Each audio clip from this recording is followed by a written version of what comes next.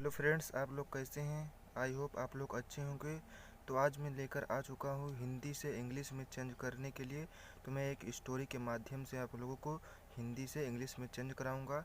ये मैं एक स्टोरी लिख लिया हूँ हिंदी में, इसको मैं इंग्लिश में कन्वर्ट करूँगा, ट्रांसलेशन करूँगा, ताकि आप लोग भी अच्छी तरीके से समझ पाएँ।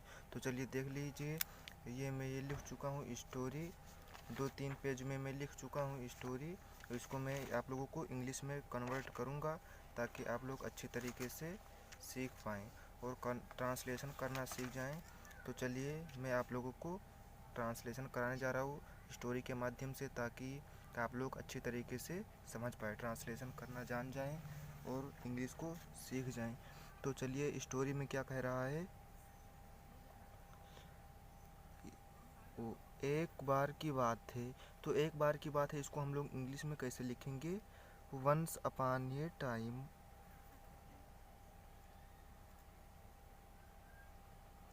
वंस अपॉन ए टाइम, एक बार की बात है। अब क्या कह रहा है? एक आदमी एक गांव में रहता था। तो एक आदमी, ये मेन, ये बहुत इंटरेस्टिंग स्टोरी है। मैं ट्रांसलेशन करना हिंदी से इंग्लिश में लास्ट में बताऊंगा कि कैसे किया जाता है, ट्रिक के साथ। तो एक आदमी एक गांव में रहता था। तो ये मैन वाज लिव्ड,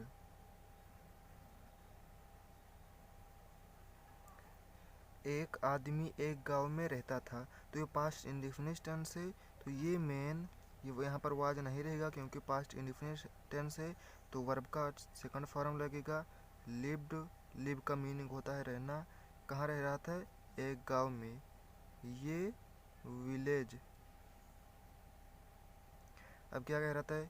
उसकी एक सुंदर पत्नी थी। तो उसकी एक सुंदर पत्नी थी, यानी कि ही हैज, ही हैज ये ब्यूटीफुल वाइफ, ये ब्यूटीफुल वाइफ। उसकी एक सुंदर पत्नी थी। वह अपनी पत्नी से बहुत प्यार करता था। जो वह आदमी था वो अपनी पत्नी से बहुत प्यार करता था। इसको हम लोग ट्रांसलेट करेंगे। वह का मतलब होता है ही, इंग्लिश में करता था। तो ये करता था पास्ट इंडेफिनिट टेंस से, लव्ड।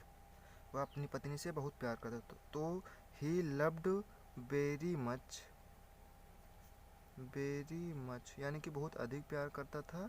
किससे? हिज वाइफ, अपनी पत्नी से। हिज वाइफ, अपनी पत्नी से बहुत प्यार करता था। तो ये एक हो चुका है। तो चलिए हम अगला करा के देखते हैं। अब आगे क्या कह रहा है? लेकिन उसकी पत्नी बहुत दुष्ट थी। तो इसको हम इंग्लिश में कैसे लिखेंगे? लेकिन, लेकिन का मीनिंग क्या होता है इंग्लिश में? बट। उसकी पत्नी, हिज वाइफ,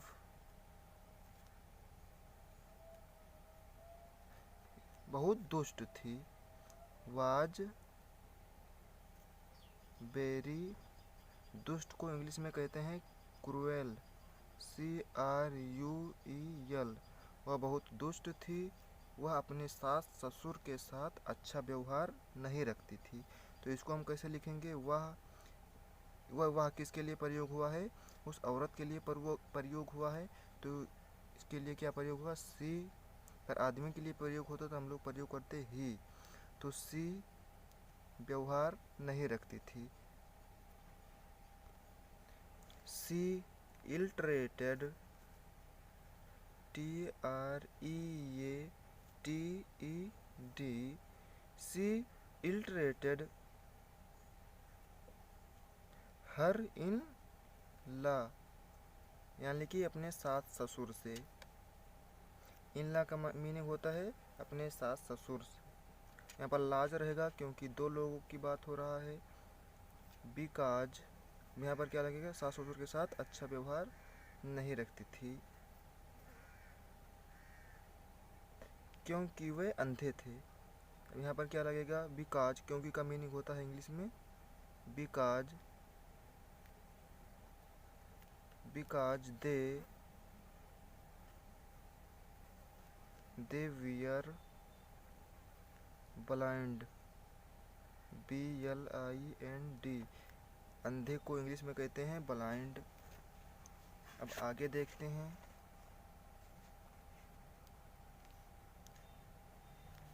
एक दिन उसने अपने पति से कहा, एक दिन उसने अपने पति से कहा, किसने कहा? उस आदमी के वाइफ ने। तो एक दिन, वन डे, उसने का मीनिंग होता है सी, क्योंकि वाइफ के लिए प्रयोग हुआ है स्त्रीलिंग के लिए। सी टेल का मतलब होता है कहना, यहाँ पर पास्ट इंडेफिनिट टेंस दिया हुआ है तो टेल का सेकंड फॉर्म लग जाएगा टोल्ड। बोला, किससे बोला? हिज वाइफ नहीं रहेगा क्योंकि ये औरत बोल रही, तो हर हस्बैंड, अपने पति का इंग्लिश में क्या बोलते हैं? Husband, HUSBAND। हिज हस्बैंड से कहा कि तुम उसको जंगल में छोड़ आओ। की का मीनिंग होता है इंग्लिश में दैट, तुम, यू, उनको जंगल में छोड़ आओ। कहाँ पर छोड़ आओ? लीव मतलब क्या होता है? छोड़ना, LEAV, लीव। तो यहाँ पर सेकंड फॉर्म लग जाएगा छोड़ आओ, ये पास्ट इंडेफिनिट टेंस से लीव्ड। कहाँ पर? In the forest, in the forest. Forest का मीनिंग होता है जंगल, उनको जंगल में छोड़ आओ। अब चलते हैं हम अगले सवाल की तरफ। चलते हैं हम आगे देखते हैं क्या होता है। पहली बार, तो पहली बार को इंग्लिश में क्या बोलेंगे? At first, FIRST, at first, आदमी इनकार कर दिया। द मैन, इनकार करना क्या होता है? रिफ्यूज, REFUSED, ये पास्ट इंडेफिनिट टेंस है तो रिफ्यूज्ड। लेकिन लगातार कहने के कारण, बट का मीनिंग होता है लेकिन। But due to constant, due to constant nagging, जब वो लगातार बोल रही थी तब क्या हुआ? नेगिंग ऑफ हिज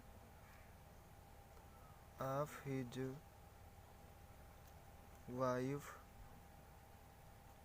यानी कि उसकी पत्नी उसको बार बार बोल रही थी कि उसको छोड़ आओ जंगल में। तो क्या हुआ? पहली बार तो वो इनकार कर दिया, जब लगातार बोल रही थी तो क्या हुआ? वो एग्री हो गया, यानी कि सहमत हो गया, तो वह राजी हो गया। ही एग्रीड, यानी कि वह राजी हो गया।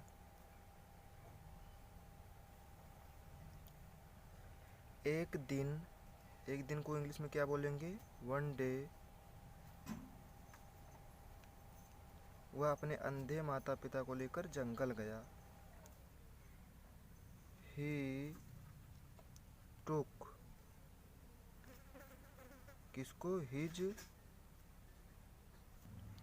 His old blind, BLIND, blind parent, यानी कि माता पिता। यहाँ पर S जुड़ेगा क्योंकि माता पिता S जुड़ता है। पेरेंट्स, बेग्ड, कहाँ पर लेकर गया? जंगल में। Into the forest, into the forest.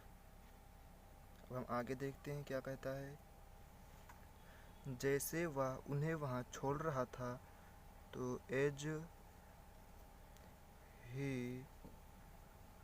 He was leaving, LEAVING, leaving there, किसे छोड़ रहा था? अपने माता पिता को। तो उन्हें किसके लिए प्रयोग हुआ? माता पिता को। दियर यानी कि वहाँ छोड़ रहा था, तब देन तब उसके माता पिता ने रहम की भीख मांगी। His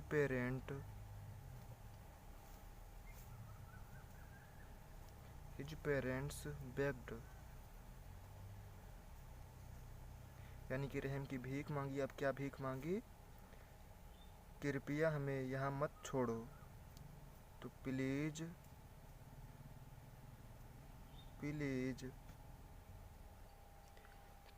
do not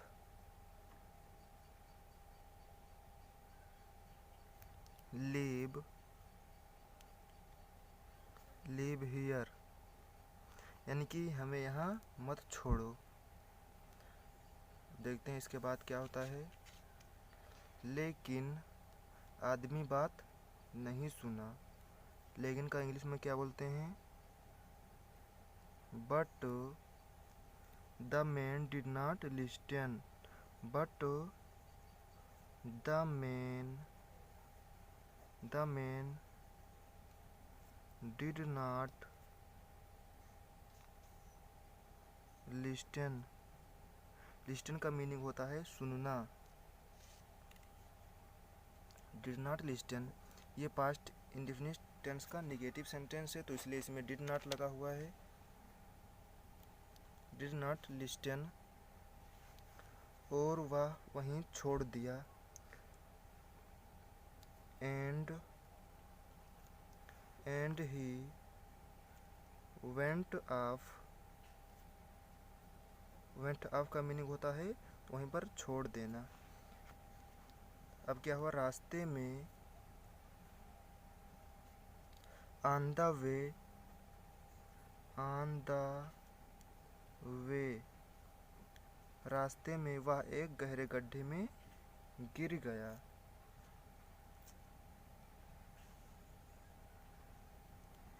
he fail वह एक गहरे गड्ढे में गिर गया। He fell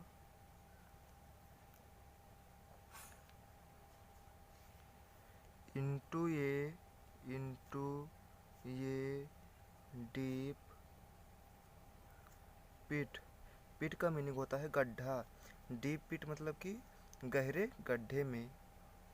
into a deep pit गहरे गड्ढे में वो गिर गया।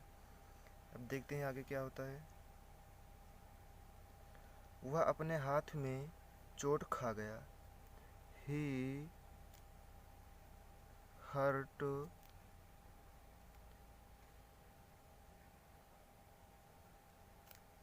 his hands। अपने हाथ में है तो यहाँ पर इन लगेगा। इन हिज हैंड्स अपने हाथ में चोट खा गया। एक राहगीर जो वहीं से गुजर रहा था, तो राहगीर को इंग्लिश में बोलते हैं सेज। ये says who was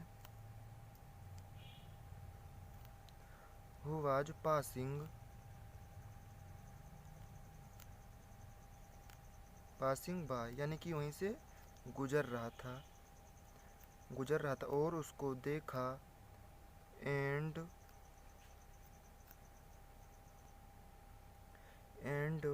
he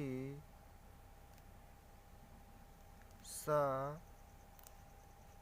his man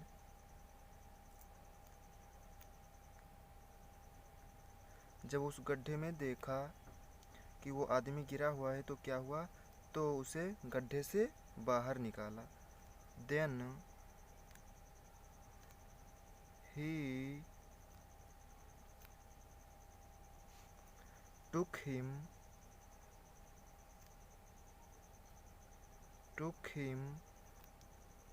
out of यानी कि उसको बाहर निकाला। अब देखते हैं आगे क्या होता है। अब जब बाहर निकाला गया तो यह वाकया होने के बाद आफ्टर आफ्टर द इंसिडेंट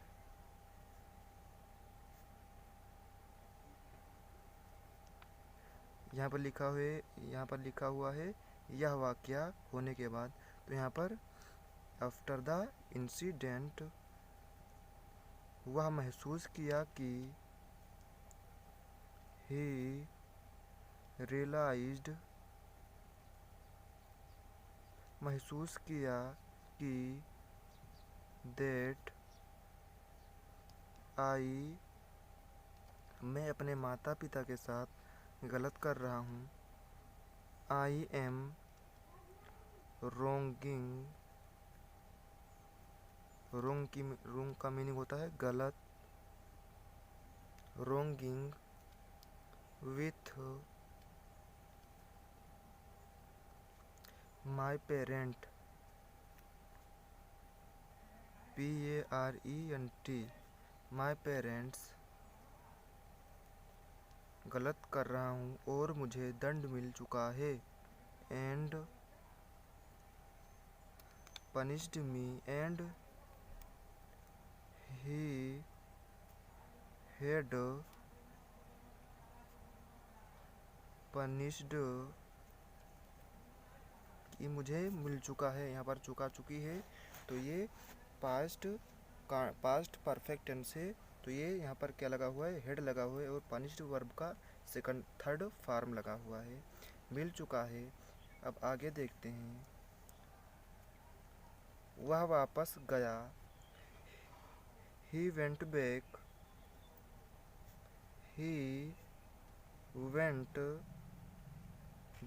वह वापस गया और अपने माता पिता से क्षमा मांगने लगा। एंड बेग का मीनिंग होता है मांगना। हिज पेरेंट्स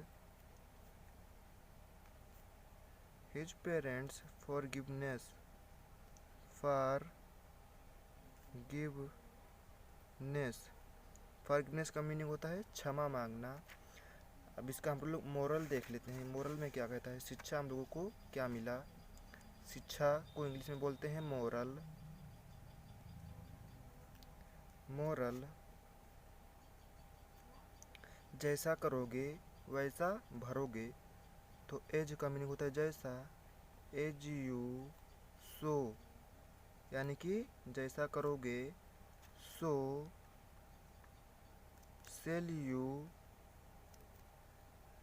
रीप वैसा भरोगे। तो हमारा स्टोरी समाप्त हो चुका है। आई होप, मुझे आशा है कि आप लोगों को ट्रांसलेशन आप लोगों को समझ में आ गया है कि कैसे किया जाता है। अगर ये वीडियो अच्छा लगे तो आप लोग सब्सक्राइब कर लीजिए और बेल आइकन को प्रेस कर लीजिए। जब तक के लिए जय हिंद।